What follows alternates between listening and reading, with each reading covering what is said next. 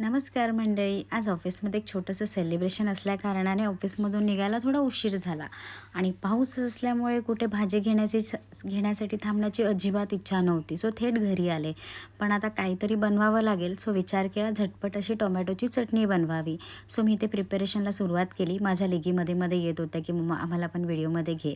So मी इथे साहित्य घेतलं आहे. टोमॅटो, कोथिंबीर, थोडं दाण्याचं कूट, कढीपत्ता, मिरची, लसूण आणि कांदा.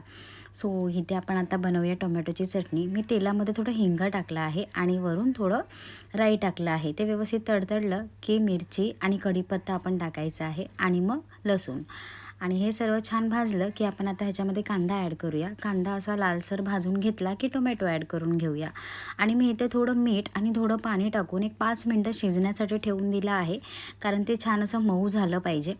आणि गॅस एकदम लो फ्लेमवर ठेवून मी हे शिजायला ठेवून दिलं. त्यानंतर आपले जे सुके स्पायसेस असतात, हळद, मिरची पावडर, गरम मसाला, हे सर्व मी त्याच्यामध्ये ॲड केलं. दाण्याचं कूट ॲड केलं आणि वरून थोडी कोथिंबीर टाकली आणि 1-2 मिनटं मी मंद आचेवरती त्याला शिजण्यासाठी ठेवून दिलं होतं आणि खाण्यासाठी रेडी आहे झटपट अशी आपली टोमॅटोची चटणी. माझी अशी पद्धत आहे, तुम्ही नक्की ट्राय करा तुम्हाला आवडलं तर.